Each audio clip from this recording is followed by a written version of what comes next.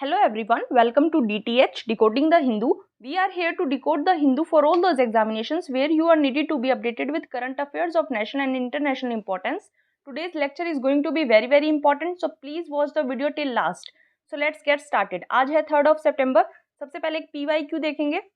Amnesty International is A option आपके पास है an agency of the United Nations to help refugees of civil wars. B a global human rights movement. C a non-governmental organization to help people voluntary very poor people. D an intergovernmental agency to cater to medical emergencies in war ravaged regions. आपको इसका answer comment box में ज़रूर देना है. आज हम एक article cover करेंगे जिसमें इसका आंसर आपको मिल जाएगा, लेकिन आपको खुद से भी इसका आंसर कमेंट बॉक्स में ज़रूर लिखना है. अब एक क्योर देख लेते हैं. The art of progress is to preserve order amid change and to preserve change amid order. मतलब प्रगति की कला परिवर्तन के बीच व्यवस्था बनाए रखना और व्यवस्था के बीच परिवर्तन को बनाए रखना है. किसकी क्योट है ये? एल्फ्रेड नॉर्थ व्हाइटहेड की. ये क्योट आपको जीएस पेपर एथिक्स ऐसे कहीं भी यूजफुल हो सकती है, आपको नोट डाउन करके रख लेनी है. अब फर्स्ट न्यूज हमारे पास क्या है? तीस्ता जी को सुप्रीम कोर्ट ने इंटरिम बेल दे दी है. हमें पता है तीस्ता जी को के ऊपर क्यों केस चल रहा है, क्योंकि 2002 की गुजरात रायोट्स के टाइम पे इन्होंने कॉन्स्पिरेसी की थी, फॉल्स एलिगेशंस लगाए थे, और अभी हमारे प्राइम मिनिस्टर नरेंद्र मोदी उस टाइम पे गुजरात के सीएम थे, उनको डिफेम करने की कोशिश की थी. ये सब चार्जेस इनके ऊपर लगे हुए हैं. तो सुप्रीम कोर्ट ने फिलहाल जब तक गुजरात हाई कोर्ट इनकी पेटिशन के ऊपर कोई रिजल्ट नहीं दे देती, इतने इनको इंटरिम बेल प्रोवाइड करवा दिया है. अब यहाँ इंपॉर्टेंट हमारे पास है इंटरिम बेल. इंटरिम बेल के लिए हमें सबसे पहले बेल देखनी होगी कि बेल क्या होती है. बेल किसी भी क्रिमिनल केस में एक्यूज्ड को रिलीज करना है. मतलब जब तक कोर्ट अपना जजमेंट ना सुना दे उस केस में किसी भी एक्यूज्ड को रिलीज करना बेल कहलाता है. और बेल को सीआरपीसी में डिफाइन नहीं किया गया है. ये टर्म सीआरपीसी में कहीं भी डिफाइन नहीं है. कौन कौन सी टाइप की बेल इंडिया में देखी जा सकती है? 3 टाइप की बेल इंडिया में देखी जा सकती है. एक होती है रेगुलर बेल. रेगुलर बेल वो होती है जो कोई पर्सन अरेस्ट है या पुलिस कस्टडी में है उसको बेल प्रोवाइड करवाना. और ये कौन से सेक्शन के अंडर होता है? Section 437 and 439 of CrPC. Second होती है इंटरिम बेल, जिसकी बात यहाँ इस आर्टिकल में हो रही है. ये बेल जब तक जो एक्यूज्ड है उसको या तो रेगुलर बेल या एंटीसिपेटरी बेल नहीं मिल जाती, उस शॉर्ट पीरियड के लिए बेल प्रोवाइड करवाना क्या कहलाता है? Interim bell. मतलब जो एक्यूज्ड है उसने रेगुलर बेल या एंटीसिपेटरी बेल के लिए एप्लीकेशन डाली हुई है, लेकिन जब तक उसकी वो सुनवाई नहीं हो जाती रेगुलर बेल के लिए या फिर एंटीसिपेटरी बेल के लिए, उस शॉर्ट टाइम के लिए उसको बेल देना क्या कहलाता है? Interim bell. थर्ड है एंटीसिपेटरी बेल. एंटीसिपेटरी बेल को सेक्शन 438 ऑफ सीआरपीसी के अंडर दिया जाता है. इसको कौन कौन दे सकता है? सेशन कोर्ट या हाई कोर्ट इसको दे सकता है. और ये उस टाइम पे बेल ग्रांट की जाती है जब पर्सन रिक्वेस्ट करे, मतलब जब पर्सन बेल के लिए अप्लाई करे उस केस में जहां उसको लगता है कि उसे पुलिस नॉन बेलेबल ऑफेंस के लिए अरेस्ट करने वाली है. ऐसे केस में वो एंटीसिपेटरी बेल के लिए एप्लीकेशन डाल सकता है. ये आपको पता होना चाहिए था. इस आर्टिकल में यही इंपॉर्टेंट था. नेक्स्ट आर्टिकल की तरफ चलते हैं. नेक्स्ट आर्टिकल की तरफ चलने से पहले मैं आपसे 2 मिनट बात करना चाहूंगी.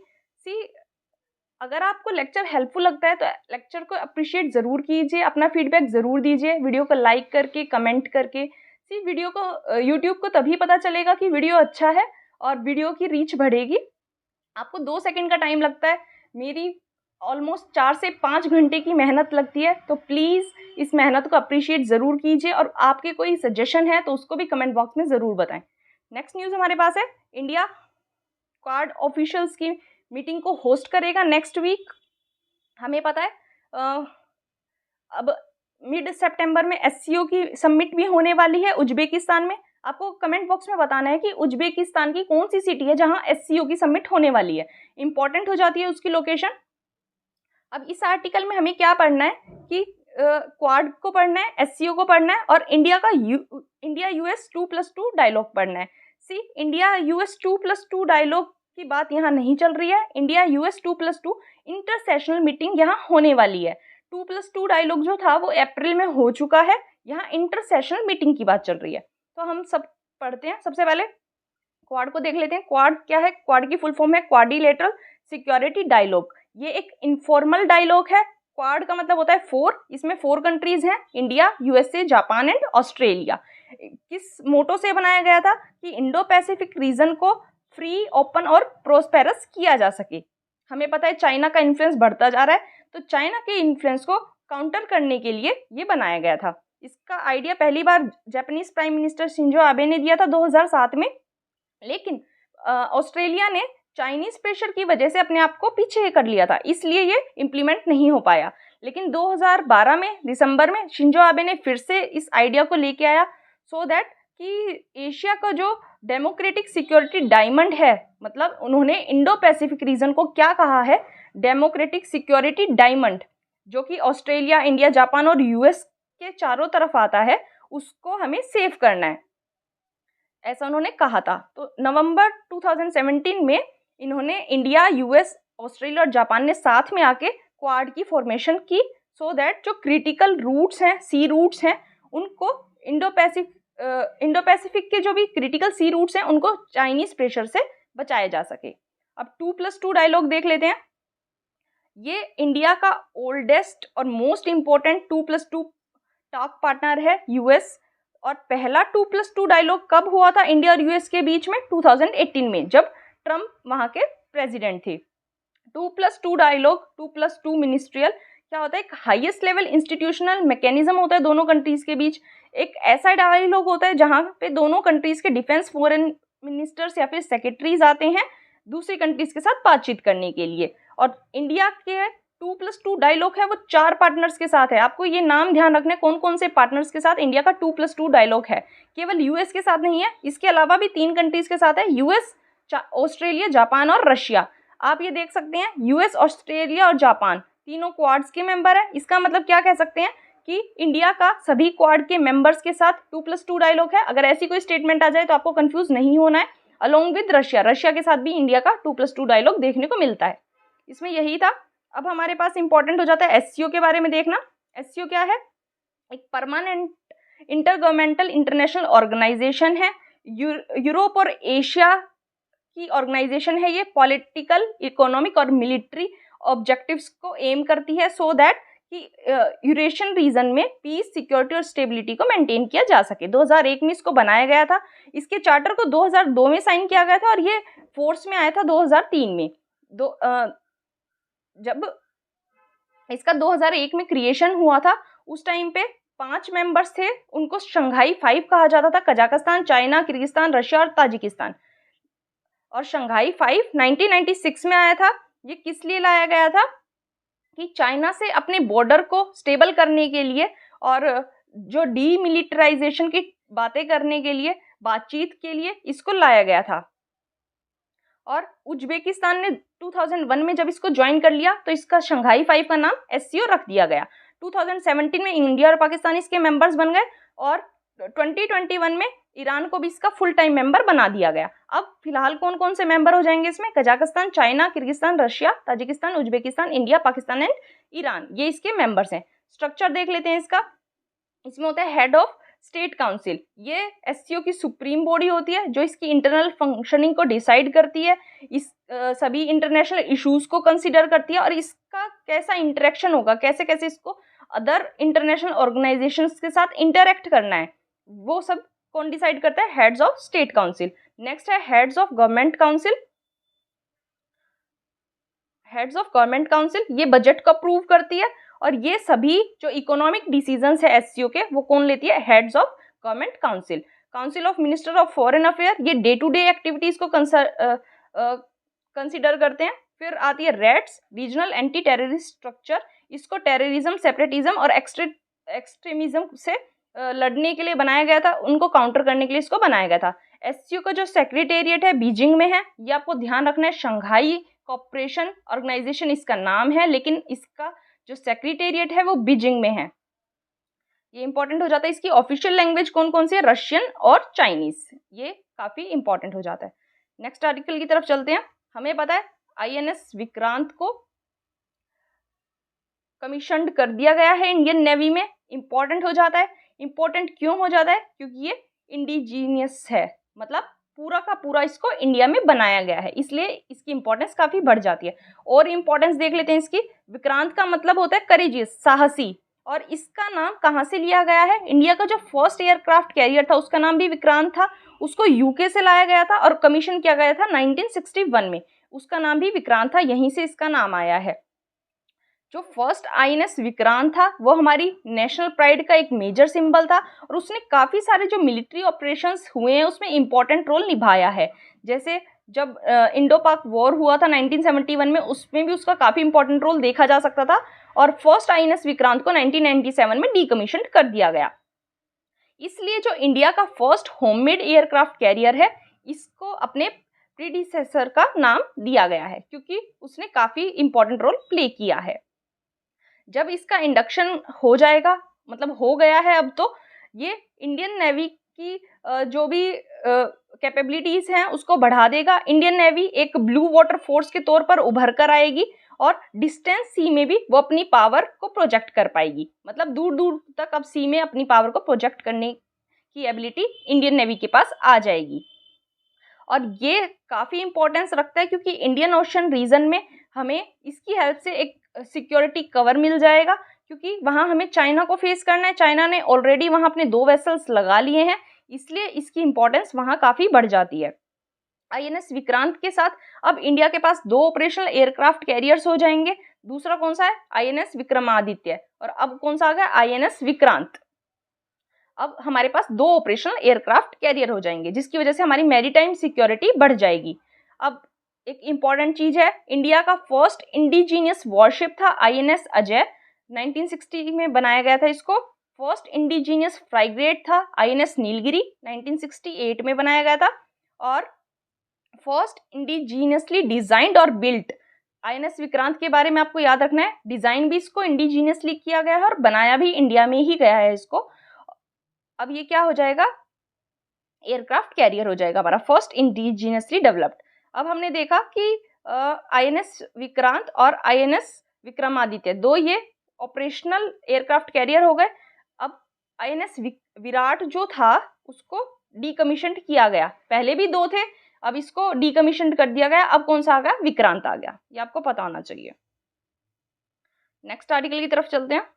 नेक्स्ट आर्टिकल है कि हमें पता है जो दिल्ली की लैंड पूलिंग पॉलिसी है इसमें अमेंडमेंट्स प्रपोज किए गए थे। तो क्या कहा गया है कि इन्वेस्टर जो है वो प्रपोज्ड अमेंडमेंट्स में बट गए हैं, मतलब कुछ के लिए वो अमेंडमेंट्स है वो हेल्पफुल है, बेनिफिशियल है, और कुछ के लिए वो क्या है, एक चिंता का विषय बन जाता है। सबसे पहले लैंड पूलिंग के बारे में देख लेते हैं।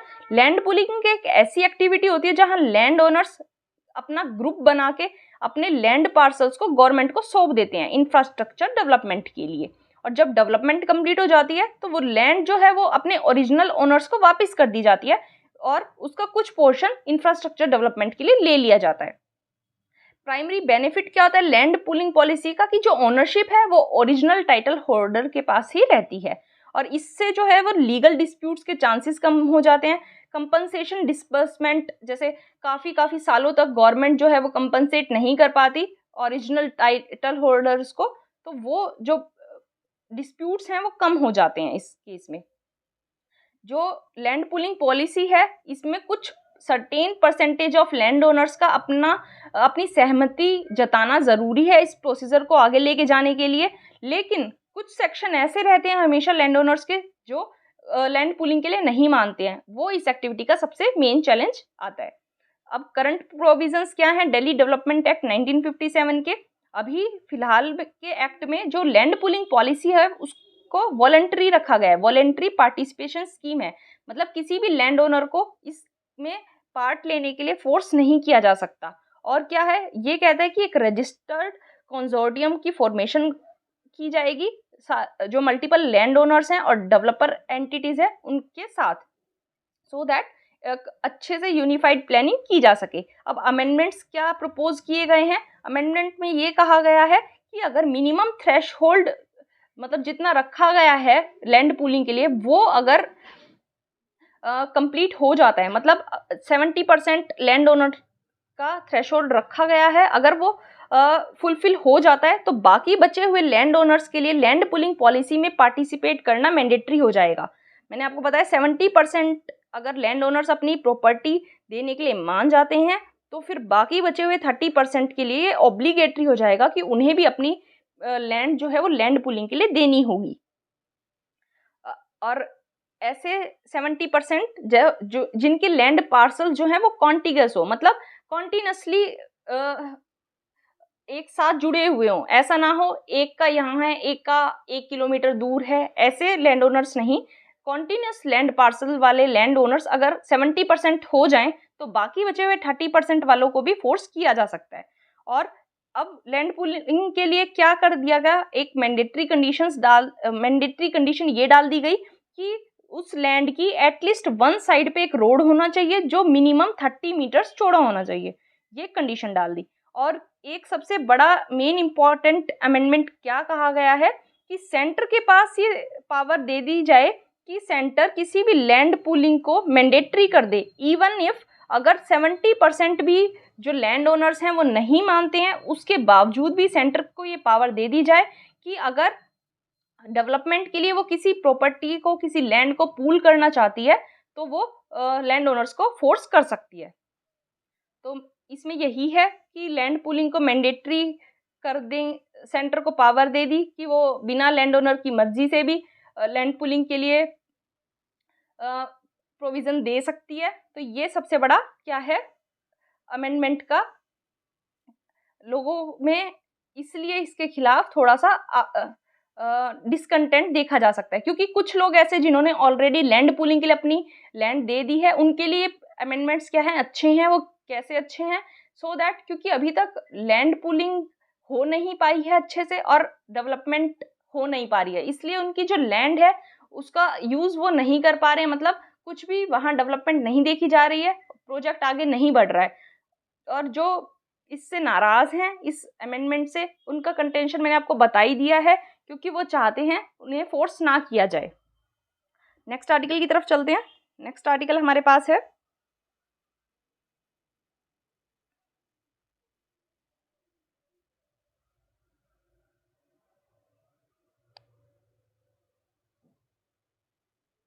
एडिटोरियल्स को हम लास्ट में देखेंगे। नेक्स्ट आर्टिकल हमारे पास है, हमें पता है जम्मू एंड कश्मीर में जर्नलिस्ट और एक्टिविटीज को टारगेट किया जा रहा है। कैसे टारगेट किया जा रहा है, लॉज उनके ऊपर बना दिए हैं, ड्रैकोनियन लॉज जिनको कहा जा रहा है, और जो पॉलिसीज हैं वो अनलॉफुल बताई जा रही हैं। जर्नलिस्ट के लिए जो पॉलिसीज लाई गई हैं उनको अनलॉफुल बताया जा रहा है। जब से 2019 में जम्मू एंड कश्मीर को स्टेट से हटाकर 2 यूनियन टेरिटरीज में डिवाइड कर दिया है, तब से काफ़ी सारे रेस्ट्रिक्शंस वहाँ के जर्नलिस्ट और एक्टिविटीज़ पर लगा दिए गए हैं।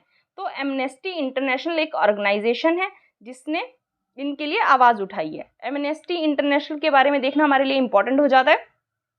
ये एक लंदन में बेस्ड नॉन गवर्नमेंटल ऑर्गेनाइजेशन है, मतलब एक एनजीओ है जिसको 1961 में फाउंड किया गया था। और इसका एम क्या है, हर जगह वर्ल्ड में जहाँ भी ह्यूमन राइट्स का खनन हो रहा है वहाँ उनको प्रोटेक्ट करना, सभी पर्सन्स के ह्यूमन राइट्स को प्रोटेक्ट करना इनका एम है।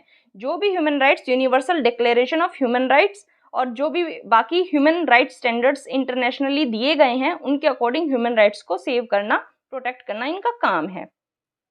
इसको universal declaration of human rights को 1948 में अडॉप्ट किया गया था, और ये फर्स्ट टाइम था जब ह्यूमन के फंडामेंटल राइट्स को यूनिवर्सली रिकॉग्नाइज किया गया था। ये जो एमनेस्टी इंटरनेशनल है ये रिसर्च कर सकता है, एक्शन ले सकता है ह्यूमन राइट्स का जहाँ भी अब्यूज़ किया जा रहा है, और जस्टिस की डिमांड कर सकता है जहाँ भी राइट्स को वायलेट किया जा रहा है। जैसे यहाँ राइट्स को JNK में जर्नलिस्ट के जो राइट्स हैं उनको वायलेट किया जा रहा है, इसलिए इसने आवाज़ अपनी उठाई है।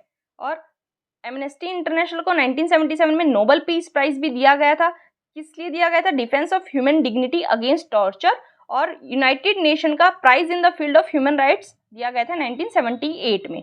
ये एक रिपोर्ट पब्लिश करती है जिसका नाम है the state of the world's human rights report. ये इंपॉर्टेंट हो जाती है रिपोर्ट, क्योंकि हमें पता है यूपीएससी ऑलमोस्ट काफ़ी बार ऐसे क्वेश्चन पूछती है हर साल जिसमें रिपोर्ट का नाम पूछा जाता है और पूछा जाता है कि इसको पब्लिश कौन करता है। तो इस आर्टिकल में हमारे पास ये इंपॉर्टेंट था। नेक्स्ट आर्टिकल हमारे पास है, नेवी का जो एंजाइन है उसमें उसको कुछ इस तरीके से डिज़ाइन किया गया है कि शिवाजी महाराज को ट्रिब्यूट पे की गई है। क्योंकि ये जो नया एंजाइन है इंडियन नेवी का, वो कहाँ से इंस्पायर हुआ है? मराठा किंग थे शिवाजी, उनकी सील से। कैसे? सबसे पहले तो आपको ये पता होना चाहिए कि 1950 के बाद ऐसा 4th टाइम हो रहा है जब इंडियन नेवी का एंजाइन है उसको चेंज किया जा रहा है, मतलब ये फर्स्ट टाइम नहीं किया जा रहा। उसके बाद अब क्या कहा गया है कि जो सत्यमेव जयते हमारा नेशनल मोटो है उसको देवनागरी स्क्रिप्ट में लिखा गया है। कैसा अब नया डिजाइन जो लिया गया है वो कैसा लिया गया है, आप यहाँ देख पा रहे हैं।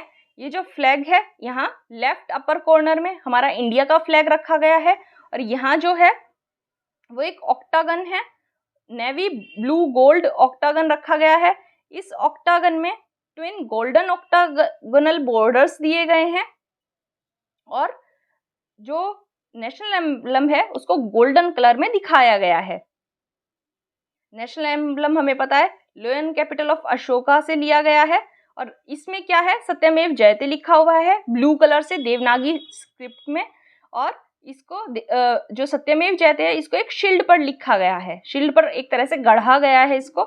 उसके साथ ही इंडियन नेवी का मोटो लिखा गया है सम नो वरुणाः। ये इंपॉर्टेंट हो जाता है क्योंकि हमें इंडियन नेवी का मोटो पता होना चाहिए, किसी भी एग्जाम में जीके क्वेश्चंस में पूछा जा सकता है। तो ये इंडियन नेवी का मोटो है सम नो वरुणा।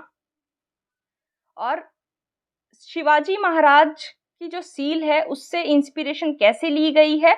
जो ट्विन ऑक्टोगोनल बॉर्डर लगाया गया है गोल्डन कलर का, वो इंस्पिरेशन लेता है शिवाजी महाराज की जो राज मुद्रा थी, जो उनकी सील थी, उससे।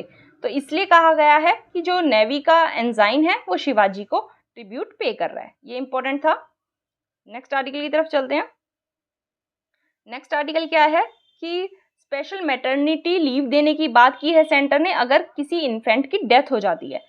सेंटर ने क्या कहा है कि 60 डे की स्पेशल मैटरनिटी लीव दी जाएगी वीमेन को, ऐसे वीमेन को जो सेंट्रल गवर्नमेंट की एम्प्लॉय है, अगर कुछ दिनों के बाद, जन्म लेने के बाद उनका जो इन्फेंट है वो खत्म हो जाता है। तो मतलब क्या कंडीशन मानी जाएगी कि बर्थ के 28 डेज के अंदर अंदर अगर जो चाइल्ड है उसकी डेथ हो जाती है तो जो वीमेन है उसको 60 डे की स्पेशल मैटरनिटी लीव दी जाएगी, ऐसी वीमेन को जो सेंट्रल गवर्नमेंट एम्प्लॉयज हैं। ये आपको ये पता होना चाहिए था बस इसमें। अब नेक्स्ट काफी इंपॉर्टेंट आर्टिकल है। आर्टिकल क्या है? बीएसएफ ने drone based tear gas launch की है, मतलब लॉन्चर अपना डेवलप किया है। कैसा launcher? Drone based tear smoke launcher. ऐसा ये एक ऐसा डिवाइस है जिससे ड्रोन की हेल्प से टीयर स्मोक डाला जाएगा लोगों पे। अगर कहीं भी क्राउड इकट्ठा हो रहा है, कहीं भी रायोट्स हो रही हैं, दंगे हो रहे हैं, ऐसी सिचुएशन को कंट्रोल करने के लिए टीयर स्मोक क्या होता है कि ऐसा धुआं छोड़ा जाएगा जिससे लोगों की आंखें जलने लगेंगी और उनको धुंधला दिखाई देने लगेगा। और ये क्या कहा गया है कि इससे जो इंजरीज के चांसेस हैं वो बिल्कुल मिनिमल है, मतलब ऑलमोस्ट नेग्लिजिबल हैं। अब यहाँ हमारे पास बीएसएफ के बारे में देखना इंपॉर्टेंट हो जाता है। बीएसएफ को 1965 में लाया गया था इंडिया पाकिस्तान वॉर के बाद। ये जो सीएपीएफ फोर्सेस हैं उनमें से एक है। हमें पता है इंडिया में 7 सीएपीएफ फोर्सेस हैं जो कि एडमिनिस्ट्रेटिव कंट्रोल जिन पे किसका है? मिनिस्ट्री ऑफ होम अफेयर्स का। उनमें से बीएसएफ एक है। अदर सीएपीएफ फोर्सेस कौन कौन सी हैं? असम राइफल्स हैं, Indo Tibetan border police, CISF, CRPF, NSG और सशस्त्र सीमा बल, ये बाकी फोर्सेस हैं। उसके बाद बीएसएफ की 2.65 लाख फोर्स को पाकिस्तान और बांग्लादेश के बॉर्डर्स पर डिप्लॉय किया गया है। और इंडो पाकिस्तान का जो इंटरनेशनल बॉर्डर है, इंडो बांग्लादेश इंटरनेशनल बॉर्डर, और उसके साथ साथ लाइन ऑफ कंट्रोल पे भी इंडियन आर्मी के साथ इनको डिप्लॉय किया गया है। और जहां भी एंटी नक्सल ऑपरेशंस देखे जाते हैं, मतलब छत्तीसगढ़ वाले एरिया में भी इनको डिप्लॉय किया जाता है। इनके पास एक एयर विंग है, मैराइन विंग है, आर्टिलरी रेजिमेंट भी है और कमांडो यूनिट्स भी हैं। मतलब एयर विंग हवा से ऑपरेट करने वाली, मैराइन वाली पानी से ऑपरेट करने वाली, आर्टिलरी रेजिमेंट और कमांडो यूनिट्स, ये सभी इसके पास हैं। और जब भी लॉ एंड ऑर्डर को मेंटेन करने की बात आती है तो इनका एक काफी इंपॉर्टेंट रोल देखा जा सकता है। इलेक्शंस को पीसफुली कराने में भी किसका रोल होता है? बीएसएफ का। ये आपको पता होना चाहिए। उसके बाद कहीं भी अगर कोई नेचुरल कैलामिटी आ जाती है, कोई डिजास्टर आ जाता है, तो वहाँ किसको लाया जाता है, बीएसएफ को, सो दैट ह्यूमन लाइव्स को सेव किया जा सके। ये अपना कंट्रीब्यूशन देता है हर साल यूएन पीस कीपिंग मिशन में अपनी एक बड़ी लार्ज कॉन्टिनेंट को ट्रेंड मैन पावर को भेजता है यूएन पीस कीपिंग मिशन में सर्विसेज देने के लिए। और इसको first line of defence of Indian territories भी कहा जाता है, क्योंकि सबसे पहले जो इंडियन टेरिटरीज के डिफेंस के लिए आगे आती हैं वो कौन है, बीएसएफ। ये इंपॉर्टेंट था इसमें। नेक्स्ट आर्टिकल की तरफ चलते हैं। नेक्स्ट आर्टिकल हमारे पास है पैडी कल्टीवेशन जो है इंडिया में डिक्लाइन हो गया है, कम हो गया है, 5.62% डिक्रीज देखने को मिला है। कहाँ कहाँ डिक्रीज देखने को मिला है, झारखंड, मध्य प्रदेश, वेस्ट बंगाल, छत्तीसगढ़ और उत्तर प्रदेश, बिहार में। ये 6 स्टेट्स ऐसी हैं जहाँ जो एरिया है पैडी कल्टीवेशन के अंडर वो डिक्रीज होता पाया गया है। कुछ स्टेट्स ऐसी भी हैं जहाँ इस एरिया को बढ़ाया गया है, जैसे तेलंगाना, हरियाणा, नागालैंड और गुजरात, जहाँ एरिया जो है पैडी कल्टीवेशन का उसको बढ़ाया गया है।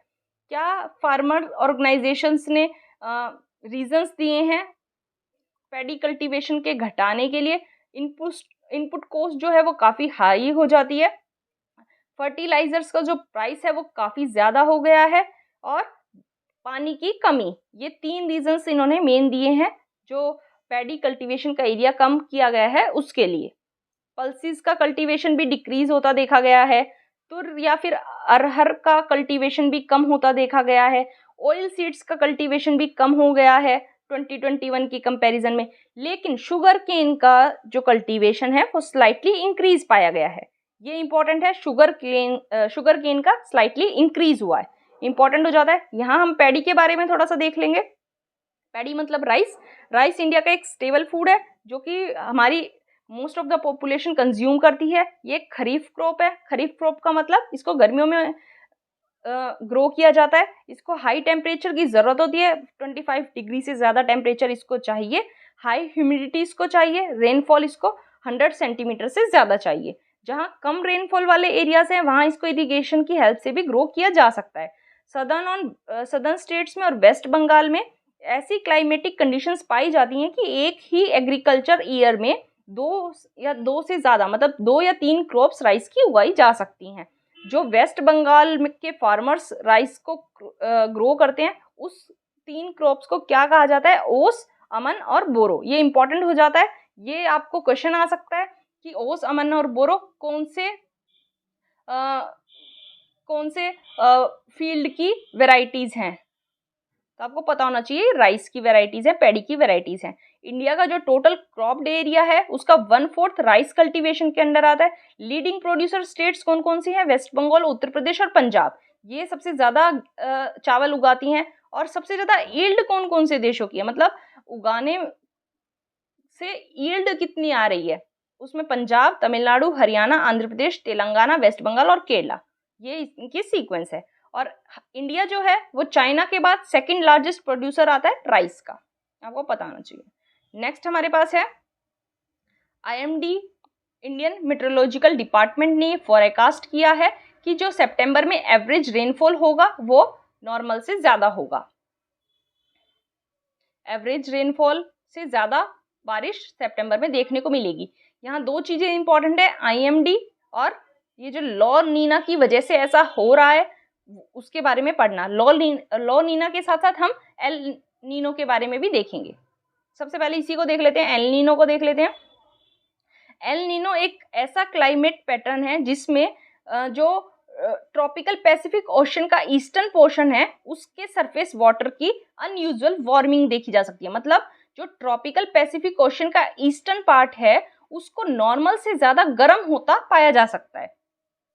और ये जो इंसो साइकिल होती है, एल नीनो सदर्न ऑसिलेशन, उसका वार्म फेज होती है, ये हमें लॉ नीना से ज़्यादा देखने को मिलती है। मतलब ये बार बार होती है, लॉ नीना थोड़ा कम देखने को पाया जाता है।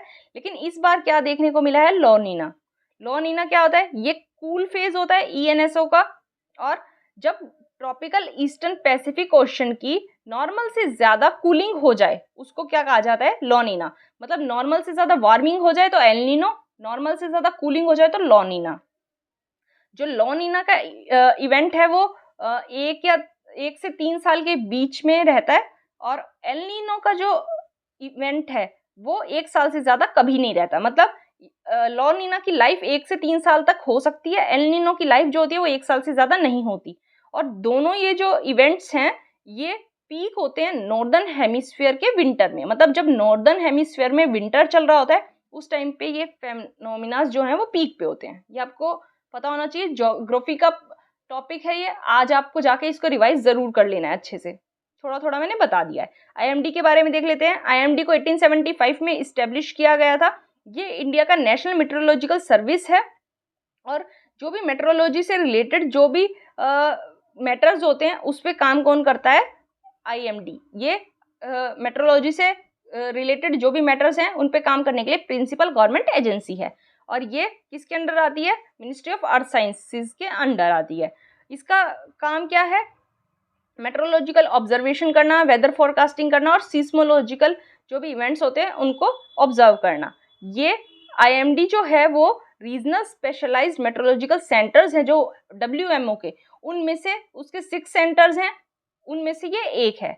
WMO के जो रीजनल स्पेशलाइज्ड मेट्रोलॉजिकल सेंटर्स हैं 6, पूरे वर्ल्ड में 6 सेंटर्स हैं, उनमें से आईएमडी एक है।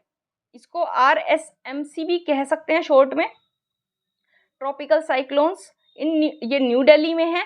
ये नॉर्दर्न इंडियन ओशन रीजन में जो साइक्लोन्स आते हैं उनकी नेमिंग करने के लिए ये रिस्पॉन्सिबल होता है। ये इंपॉर्टेंट है, आपको पता होना चाहिए। आईएमडी के हेडक्वार्टर्स हैं न्यू दिल्ली में, अभी हमने देख लिया। नेक्स्ट पे चलते हैं। नेक्स्ट आर्टिकल हमारे पास है जो चकमा और दियोरी कम्युनिटीज हैं उनको कंपनसेशन की बात की जा रही है, और चकमा कम्युनिटी ने NHRC national human rights commission को अप्रोच किया था, क्योंकि क्या इशू था? ऑयल और गैस के एक्सप्लोरेशन के लिए एक प्रोजेक्ट लाया जा रहा था अरुणाचल प्रदेश में। तो उसके लिए जो ऑयल इंडिया लिमिटेड है उसने इन लोगों को वहाँ से हटाया, लेकिन उनको कोई भी फेयर कंपनसेशन नहीं दिया। और फेयर कंपनसेशन देना ज़रूरी है under land acquisition rehabilitation and resettlement act 2013 के अंडर। अगर आप किसी भी सेटल्ड पर्सन को किसी लैंड से हटा रहे हैं किसी प्रोजेक्ट के लिए, तो आपको उनको कंपनसेट करना ज़रूरी है। ऐसा ऑयल इंडिया लिमिटेड ने नहीं किया था, इसलिए चकमा ग्रुप ने NHRC को अप्रोच किया। अब हमारे पास 2 चीज़ें इंपॉर्टेंट हैं यहाँ, एक है NHRC, दूसरा चकमा और दियोरी कम्युनिटीज़। सबसे पहले चकमा और दियोरी कम्युनिटीज़ के बारे में देख लेते हैं। चकमा और दियोरी जो कम्युनिटीज़ हैं वो ओरिजिनली चित्तागोंग हिल ट्रैक्ट्स, जो कि ईस्ट पाकिस्तान मतलब बांग्लादेश के जो चित्तागोंग हिल ट्रैक्ट्स हैं वहाँ के ये ओरिजिनल रेजिडेंट्स हैं। लेकिन कपटाई डैम प्रोजेक्ट आया था 1960s में, जिसकी वजह से वो जो इनका एरिया था, रेजिडेंशियल एरिया था, वो सबमर्ज हो गया था। इसलिए इन्होंने अपनी होमलैंड को छोड़ दिया और ये आसपास वाले एरियाज में आ गए। चकमास हैं वो बुद्धिस्ट हैं, उन्हें हमेशा रिलीजियस परसिक्यूशन का सामना करना पड़ता है, और इन्होंने इंडिया को एंटर कहाँ से किया था? असम की लुशाई हिल्स डिस्ट्रिक्ट से, जिसको मिजोरम कहा जाता है। उसके बाद जो सेंटर गवर्नमेंट है इन्होंने इसे अरुणाचल प्रदेश में सेटल कर दिया, इनकी मेजॉरिटी को अरुणाचल प्रदेश में सेटल कर दिया। अब जब ये आए थे 1964 से 69 में, तब केवल 5000 इनकी स्ट्रेंथ थी। अब इनकी स्ट्रेंथ हो गई है ऑलमोस्ट 1 लाख। आप देख सकते हैं कितनी ज़्यादा बढ़ गई है। अभी फिलहाल इनके पास कोई सिटीजनशिप नहीं है, ना ही कोई लैंड राइट्स हैं, लेकिन स्टेट गवर्नमेंट जो है वो इनको बेसिक एमिनिटीज़ प्रोवाइड करवाती है। 2015 में बात भी आई थी जो चकमा कम्युनिटी है उसको सिटीजनशिप प्रोवाइड करवाने की, लेकिन लोकल्स के प्रोटेस्ट की वजह से ऐसा नहीं हो पाया था। अब दियोरी कम्युनिटीज़ है, इसके 2 मेन फेस्टिवल हैं, ये नाम आपको याद रखने हैं, इबाकू बिसु और मगियो बिसु। ये नाम आपको याद रखना है, इनके इंपॉर्टेंट फेस्टिवल्स हैं। NHRC के बारे में देख लेते हैं। ये एक इंडिपेंडेंट स्टैट्यूटरी बॉडी है, 1993 में इसको इस्टेब्लिश किया गया था under protection of human rights act 1993, जिसको बाद में 2006 में अमेंड भी कर दिया गया। 2018 में इसके 25 साल पूरे हुए थे। हेडक्वार्टर इसके न्यू दिल्ली में आपको देखने को मिल जाएंगे। ह्यूमन राइट्स का ये वॉचडॉग है, मतलब इंडिया में कहीं भी ह्यूमन राइट्स का खनन होता है तो उसको देखने के लिए कौन आती है? NHRC।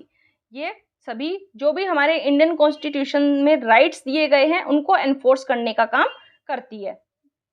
और ये जो पेरिस प्रिंसिपल्स हैं उनके अकॉर्डिंग काम करती है, सो दैट जो ह्यूमन राइट्स हैं उनको प्रोमोट और प्रोटेक्ट किया जा सके।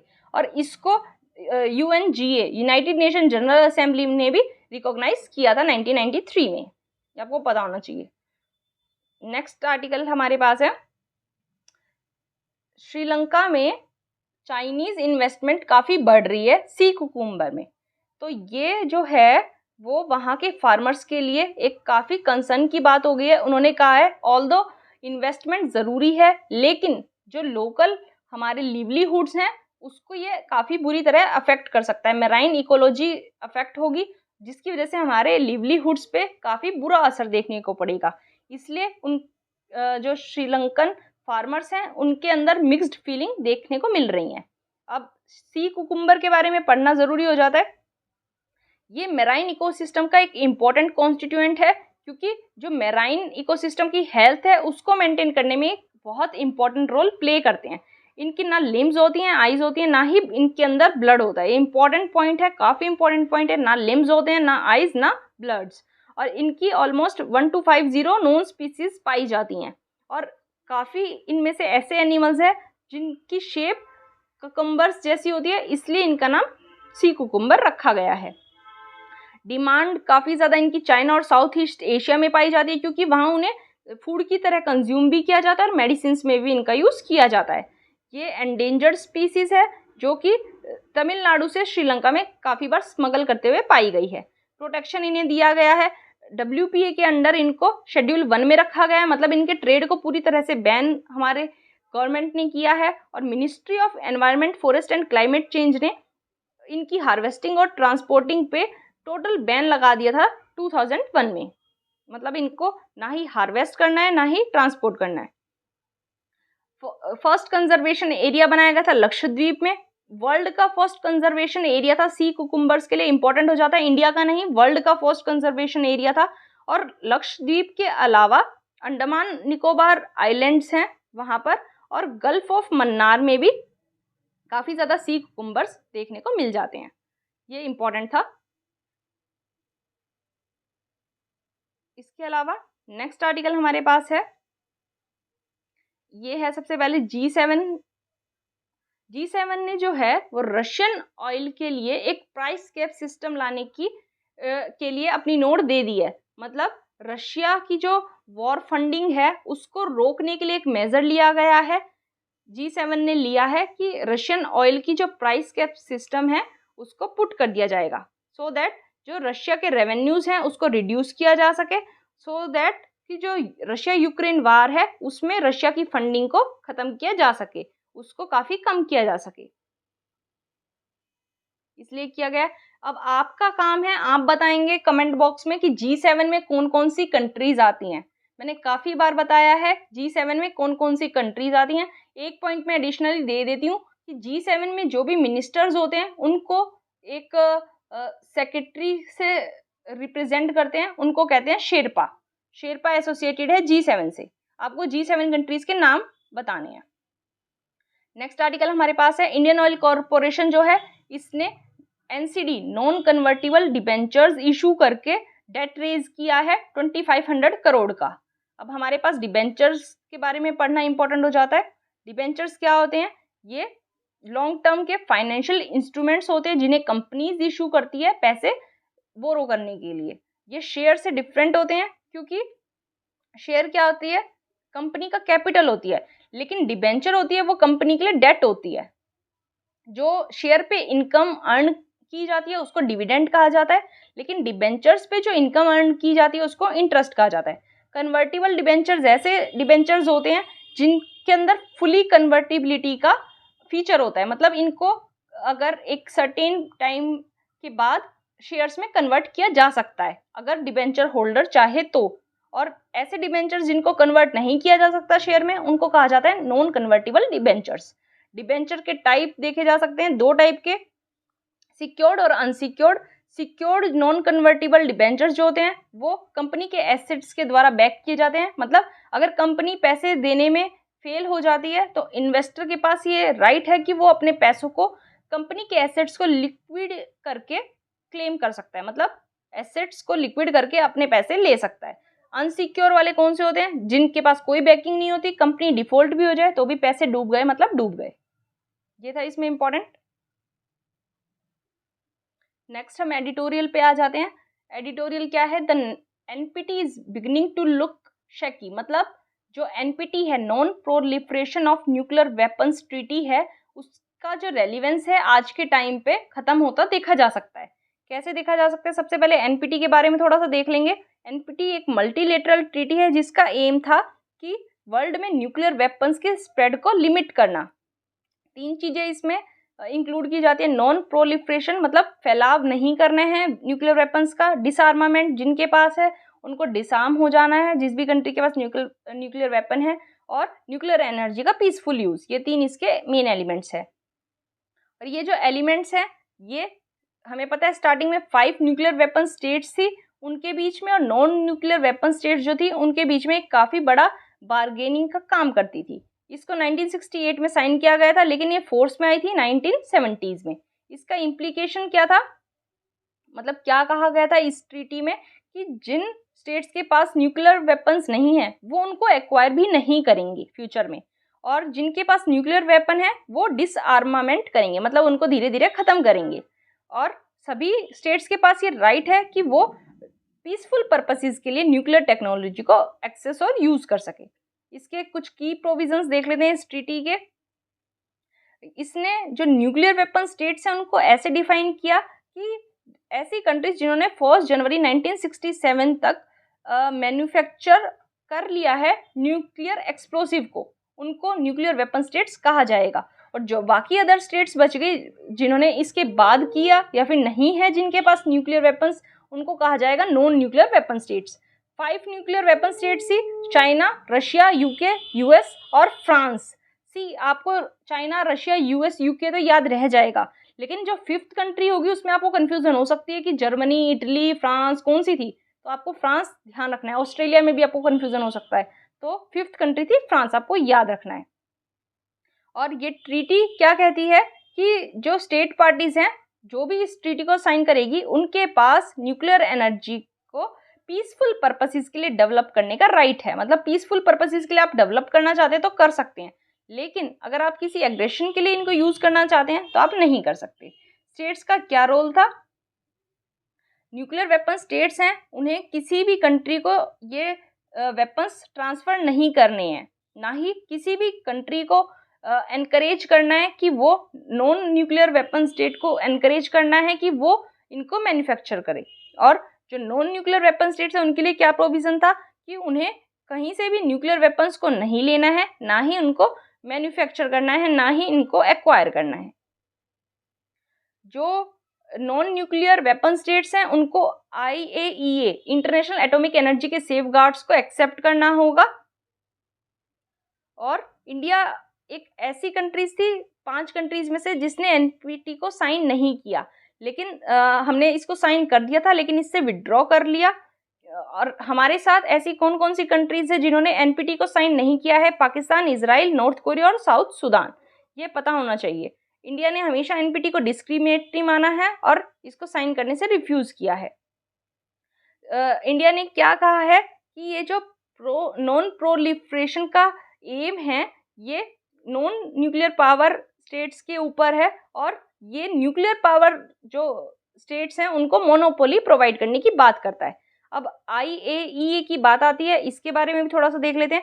इसको इस्टेब्लिश किया गया था 1957 में यूनाइटेड नेशन की फैमिली के अंडर, और इसका नाम क्या था? Atoms for piece. ये UNG और UNSC दोनों को अपनी रिपोर्ट देता है। इसके हेडक्वार्टर्स वीना में देखे जा सकते हैं। फंक्शन क्या है IAEA के? ये मेंबर स्टेट्स के साथ काम करता है सो दैट न्यूक्लियर टेक्नोलॉजीज का सेफ, सिक्योर और पीसफुल यूज प्रमोट किया जा सके। और मैंने आपको बताया न्यूक्लियर एनर्जी का पीसफुल यूज करना ये प्रमोट करता है, और न्यूक्लियर वेपन्स को किसी भी मिलिट्री पर्पस के लिए यूज करना या फिर इनहिबिट करना प्रोहिबिट करता है। ये एनपीटी के बारे में थोड़ा सा था। अब देख लेते हैं एनपीटी की सक्सेस और वीकनेसेस क्या रही हैं पास्ट में। पास्ट में क्या देखा गया था कि जो विचारों की डाइवर्जेंस थी वो किसके बीच थी, ईरान, इजराइल, वेस्ट एशिया और nuclear haves and have notes के बीच। मतलब जो विचारों का मतभेद था वो ऐसी कंट्रीज के बीच था, एक साइड वो कंट्रीज थी न्यूक्लियर हैव्स, दूसरी साइड थी न्यूक्लियर हैव नोट्स। मतलब जिनके पास न्यूक्लियर पावर थी वो एक साइड थी और जिनके पास न्यूक्लियर पावर नहीं थी वो दूसरी साइड थी। लेकिन अब के 2022 के सिनेरियो में क्या देखा जा सकता है कि जो रशिया है वो वेस्ट के अगेंस्ट में देखा जा सकता है। ये चेंज यहाँ देखने को मिला है। पहले हमें पता है P5 कंट्रीज थी जिनके पास न्यूक्लियर पावर थी। P5 कौन कौन सी मैंने आपको बताया, यूएस, यूके, यूएसएसआर, फ्रांस और चाइना, जिन्होंने इसको टेस्ट कर लिया था। और इन्होंने क्या कमिट किया था एनपीटी के अंडर 1960s में कि ये जो न्यूक्लियर आर्सेनल्स हैं इनको एलिमिनेट कर देंगे, इनको रिड्यूस कर देंगे और पीसफुल पर्पसेस के लिए न्यूक्लियर साइंस और टेक्नोलॉजी को आपस में शेयर करेंगे, उसके बेनिफिट्स को शेयर करेंगे। लेकिन कुछ सालों तक तो एनपीटी अच्छे से अपने ऑब्जेक्टिव को अचीव कर पाई, लेकिन उसके बाद क्या हुआ, 4 और कंट्रीज ऐसी आ गई जिन्होंने न्यूक्लियर आर्सेनल्स को डेवलप कर लिया। कौन कौन सी 4 कंट्रीज आ गई, इंडिया, इजराइल, नॉर्थ कोरिया और पाकिस्तान। इन्होंने भी न्यूक्लियर पावर को डेवलप कर लिया।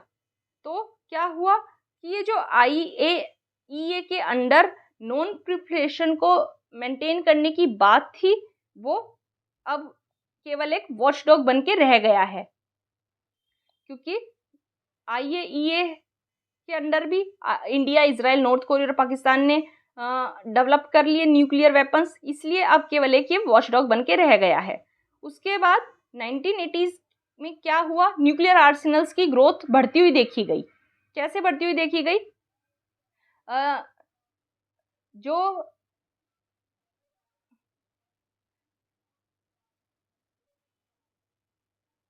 न्यूक्लियर आर्सेनल्स की ग्रोथ थी 1980s में बढ़ते हुए देखी गई। 1980s से पहले 12,000 से भी कम वारहेड्स देखे जा सकते थे, लेकिन फिर बाद में कितने देखे गए, 65,000। यहाँ से आप पता लगा सकते हैं कितनी ज़्यादा ग्रोथ बढ़ गई। उसके बाद यूएस ने फर्स्ट सिग्नल दिया अपना कि वो न्यूक्लियर जो वेपन्स हैं उनको ज़्यादा से ज़्यादा ग्रोथ करना चाहता है, ज़्यादा से ज़्यादा बढ़ाना चाहता है अपनी न्यूक्लियर पावर को। फर्स्ट सिग्नल यूएस ने दिया था जब उसने एंटी बैलिस्टिक मिसाइल ट्रीटी से विड्रॉ किया था। एंटी बैलिस्टिक मिसाइल ट्रीटी 1972 में आई थी, 2002 में यूएस ने उससे विड्रॉ कर लिया था। और इसने किस बेसिस पे किया था कि इसे अपनी मिसाइल डिफेंस की एक्टिविटीज को बढ़ाना है, इसलिए इस बेसिस पे इसने इसको विड्रॉ कर दिया था। इसलिए रशिया ने इस चीज को रिस्पॉन्ड कैसे किया, अपनी न्यूक्लियर मॉडर्नाइजेशन को लाकर रशिया ने भी रिस्पॉन्ड किया यूएस को।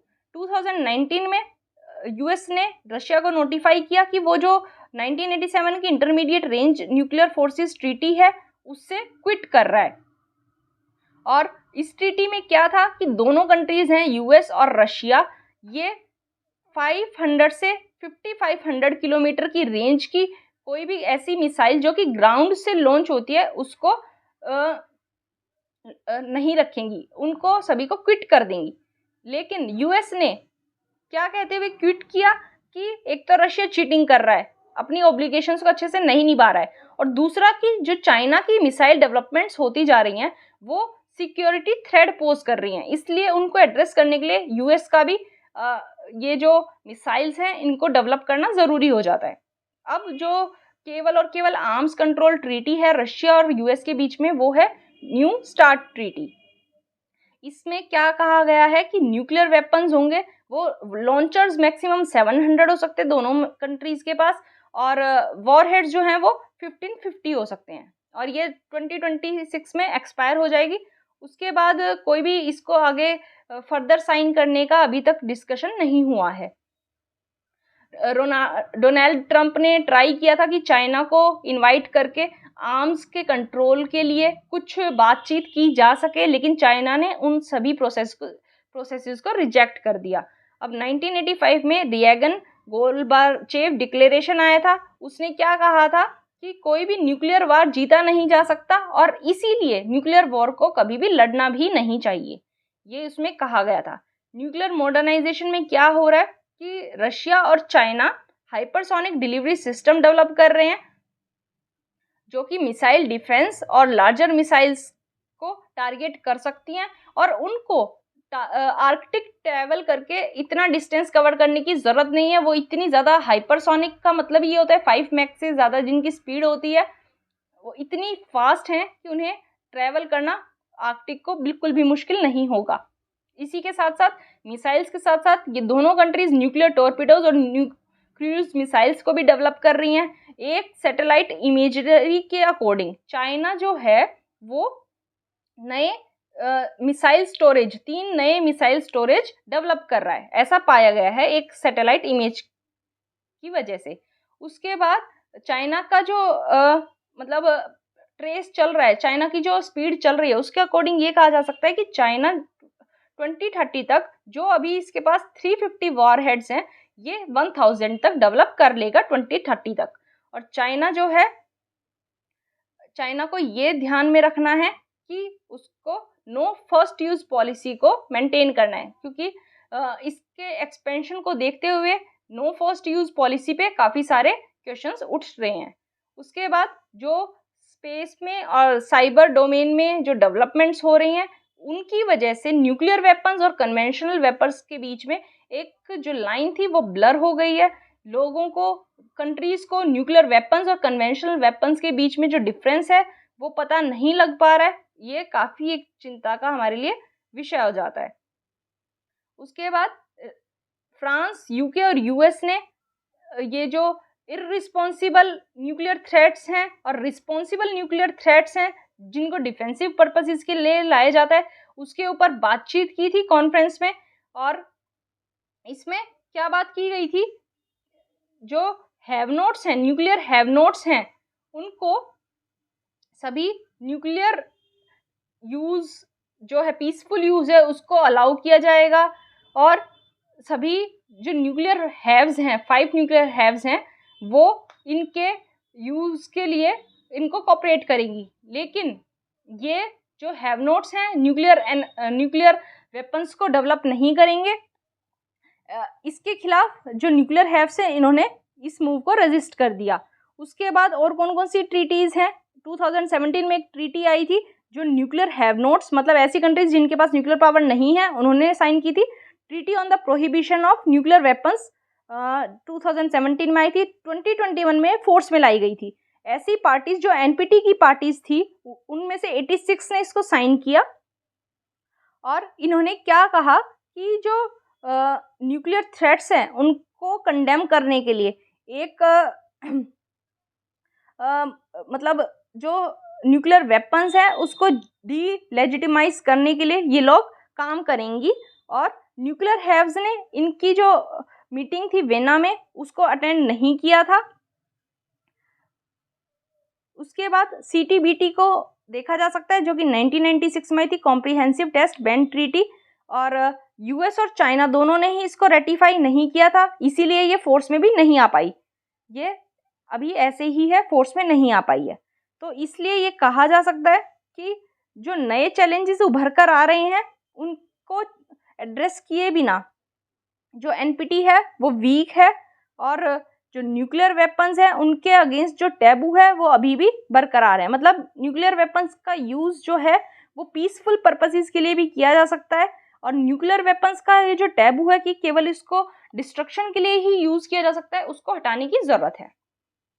ये था इस आर्टिकल में। नेक्स्ट आर्टिकल की तरफ आ जाते हैं कि इंडिया का जो साइबर इंफ्रास्ट्रक्चर है उसको इम्प्रूव करने की काफ़ी ज़्यादा ज़रूरत है और सेंट्रल गवर्नमेंट और स्टेट गवर्नमेंट को साथ में काम करने के लिए इसके लिए ज़रूरत है। हमें पता है साइबर क्राइम काफ़ी बढ़ता जा रहा है, काफ़ी केसेस देखने को मिलते हैं साइबर क्राइम के, लेकिन जो हमारी एनफोर्समेंट एजेंसीज हैं उनकी साइबर क्राइम को इन्वेस्टिगेट करने की जो कैपेसिटी है वो काफ़ी लिमिट है, क्योंकि जो इलेक्ट्रिक एविडेंस है उनकी एडमिसिबिलिटी है कोर्ट में वो काफ़ी कम हो जाती थी। लेकिन Arjun Pandit Rao Hotkar versus Kailash Kushan Rao Gorantyal versus and others वाले केस में कोर्ट ने क्या कह दिया कि under section 65B of Indian evidence act अगर किसी केस में ओरिजिनल रिकॉर्ड को नहीं लाया जा सकता तो सेकेंडरी रिकॉर्ड के तौर पर इलेक्ट्रॉनिक रिकॉर्ड को भी एडमिट किया जा सकता है, उसको भी मतलब माना जा सकता है, ऐसा कोर्ट ने इस केस में कहा था। हमें पता है पुलिस और पब्लिक ऑर्डर जो है वो स्टेट लिस्ट में आते हैं, इसलिए जो क्राइम और क्राइम से रिलेटेड सबसे पहला इंफ्रास्ट्रक्चर है वो किसको चाहिए, स्टेट को चाहिए। लेकिन दोनों को हमें पता है सेंट्रल को और स्टेट को साथ में काम करने की ज़रूरत है। सेंटर ने भी काफ़ी सारी लेजिस्लेशंस बनाई है, आईटी एक्ट वगैरह, इसलिए दोनों का साथ में काम करना ज़रूरी हो जाता है। मिनिस्ट्री ऑफ होम अफेयर्स के under Indian cyber crime coordination centre बनाया गया है सो दैट सभी टाइप के साइबर क्राइम से डील किया जा सके।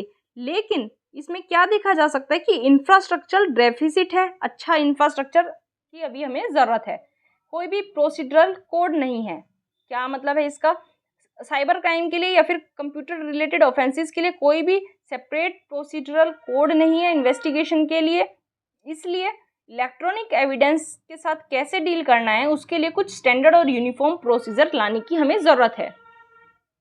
ऑल्दो जो ये Indian standard IS, ISO, IEC इसके guidelines for the identification, collection, acquisition and preservation of digital evidence है जिसको BIS इशू करता है।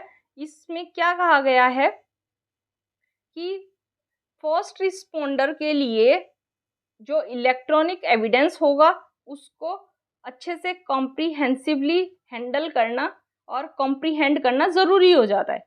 फर्स्ट रिस्पोंडर कौन है, कोई भी पुलिस ऑफिसर जो वहाँ क्या करने जाएगा, इन्वेस्टिगेट करने जाएगा किसी भी केस को। और दूसरा कौन आ जाएगा, स्पेशलिस्ट, क्योंकि हमें पता है पुलिस ऑफिसर को एक लिमिटेड नॉलेज हो सकती है, लेकिन एक स्पेशलिस्ट है जो अच्छे से इलेक्ट्रॉनिक एविडेंस को कलेक्ट कर पाएगा।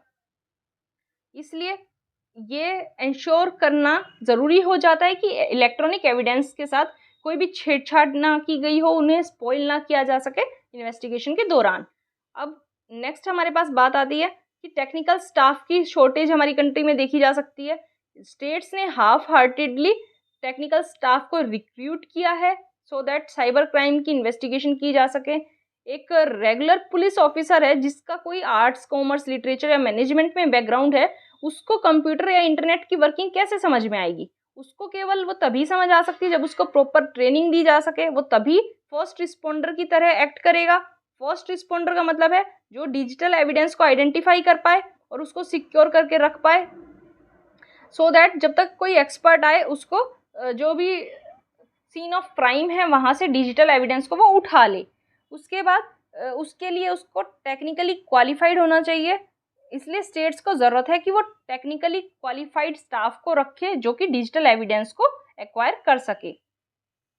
एक ऐसा केस देखा गया था, Aarushi murder case of Noida. उसमें क्या हुआ था, जो सर्टिन की एक्सपर्ट टीम है, सर्टिन का मतलब कंप्यूटर इमरजेंसी रिस्पॉन्स टीम है, जो उसको इंटरनेट लॉग्स की डिटेल नहीं दी गई थी, ना ही राउटर लॉग्स की, ना ही लैपटॉप लॉग्स की। ये मतलब प्रूफ हो ही नहीं पाया, जिसकी वजह से कि जिस दिन क्राइम हुआ था उस दिन कोई इंटरनेट पे एक्टिव था या नहीं, उसकी इंफॉर्मेशन दी नहीं गई। और जब जो दिया गया सर्टिफिकेट सेक्शन 65I के IE एक्ट के अंदर, इंडियन एविडेंस एक्ट के अंदर, क्योंकि ये मैंडेटरी है देना, वो अनडेटेड था, मतलब ये नहीं बताया गया कि किस डेट का सर्टिफिकेट दिया गया है, इसलिए उसको ट्रायल कोर्ट ने रिजेक्ट कर दिया था। हमें क्या ज़रूरत है, स्टेट गवर्नमेंट को ज़रूरत है कि वो सफिशिएंट कैपेसिटी अपनी बढ़ाए साइबर क्राइम से डील करने के लिए। कैपेसिटी कैसे बढ़ाई जा सकती है, स्टेट गवर्नमेंट्स या तो हर डिस्ट्रिक्ट में सेपरेट साइबर पुलिस स्टेशन बना दे, या फिर क्या करे कि जो पुलिस स्टेशन है उसी में टेक्निकली क्वालिफाइड स्टाफ को रखे। ऐसा करके वो अपनी कैपेबिलिटीज़ बढ़ा सकते हैं। IT एक्ट जो 2000 वाला है वो क्या कहता है कि जो भी ऑफेंसेस इस एक्ट के अंदर रजिस्टर होंगे उन्हें कोई भी पुलिस ऑफिसर जो कि इंस्पेक्टर की रैंक से नीचे है वो इन्वेस्टिगेट नहीं कर सकता। लेकिन हमें पता है जो पुलिस इंस्पेक्टर्स हैं वो लिमिटेड नंबर्स में हैं, इसलिए जो मोस्टली इन्वेस्टिगेट करता है वो कौन होता है, सब इंस्पेक्टर होता है। इसलिए कहा गया है सेक्शन 80 में एक अमेंडमेंट लाने की ज़रूरत है सो दैट सब इंस्पेक्टर्स को लीगली ये ड्यूटी दे दी जाए कि वो साइबर क्राइम्स को इन्वेस्टिगेट कर पाएँ। साइबर लैब्स को हमें अपग्रेड करने की ज़रूरत है। साइबर लैब्स को कैसे अपग्रेड करेंगे,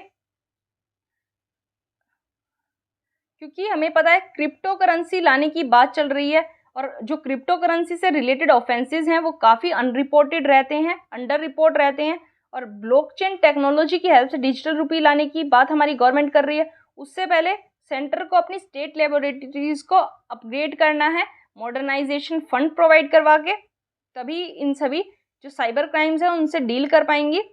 जो national cyber forensic lab and the cyber prevention awareness and detection centre है दिल्ली पुलिस का, उसी को हेल्प करनी चाहिए स्टेट्स की, सो दैट उनके पास भी एडवांस्ड लैब स्टार्ट हो पाए। लोकलाइजेशन की नीड क्यों आ जाती है? क्योंकि साइबर क्राइम क्या होता है, ट्रांसनेशनल नेचर का होता है, मतलब इसकी कोई टेरिटरी नहीं होती। हमें पता है पूरा वर्ल्ड एक दूसरे से कनेक्टेड होता है, तो साइबर क्राइम की जो रीच है वो पूरे वर्ल्ड में हो जाती है। और फॉरेन टेरिटरीज से एविडेंस कलेक्ट करना केवल डिफ़िकल्ट ही नहीं है, एक बहुत मतलब हेक्टिक प्रोसेस हो जाती है। इसलिए डाटा लोकलाइजेशन से क्या होगा, हमें पता है पर्सनल डाटा प्रोटेक्शन लॉ जो आया था उसमें डाटा लोकलाइजेशन लाया गया था, सो दैट जो एनफोर्समेंट एजेंसीज हैं उनको जो इंडियन सिटीजन्स हैं, सस्पेक्टेड है, जिनके ऊपर शक है पुलिस को, उनका जो डाटा है वो टाइम से मिल पाए। इसमें हेल्प हो जाएगी डाटा लोकलाइजेशन की वजह से। इसलिए ये लास्ट में कहा गया है कि सेंटर और स्टेट को साथ में काम करने की ही ज़रूरत नहीं है, बल्कि ऐसी गाइडलाइंस भी बनानी चाहिए जिससे साइबर क्राइम को इन्वेस्टिगेट किया जा सके। ऐसे फंड लाने चाहिए, सफिशिएंट फंड्स लाने चाहिए कि रिक्वायर्ड साइबर इंफ्रास्ट्रक्चर को डेवलप किया जा सके। ये आज की नीड है। ये हमारे एडिटोरियल से इम्पोर्टेंट। अब वोकैबुलरी देख लेते हैं। वोकैबुलरी हमारे पास है मम्बल। मम्बल का मीन्स है अस्पष्ट बोलना, जनरलाइज। दूसरा वर्ड है ब्लास्फेमी। ब्लास्फेमी का मतलब है ईश्वर निंदा, मतलब ईश्वर की निंदा करना। ये दोनों वर्ड्स आपको रिपीट करने हैं, याद रखने हैं, आपको हेल्प करेंगे, आपकी वोकैबुलरी इससे अच्छी हो जाएगी। अब जो आज का क्वेश्चन था, एमनेस्टी इंटरनेशनल के बारे में हमने पढ़ लिया। आई होप आपने इस क्वेश्चन का आंसर कमेंट बॉक्स में लिख दिया होगा। डिस्कस कर लेते हैं फिर भी इसको। Amnesty International is an agency of the United Nation to help refugees of civil wars, a global human rights movement, a non-governmental organization to help people, voluntary, very poor people, an intergovernmental agency to cater to medical emergencies in war-ravaged regions। तो हमें पता है कि ये एक global human rights movement है। इसका answer क्या हो जाएगा? बी। आई होप आपने इसका आंसर सही दिया होगा। यह था आज का लेक्चर। अगर आपको लेक्चर समझ में आया है, लेक्चर हेल्पफुल लगा है, तो मैं अगेन कहना चाहूँगी प्लीज़ मेरे एफर्ट्स को अप्रिशिएट कीजिए, वीडियो को लाइक कीजिए, आपको 2 सेकंड लगेंगे। एफर्ट्स को अप्रिशिएट ज़रूर कीजिए, अपना फीडबैक दीजिए। Thank you so much.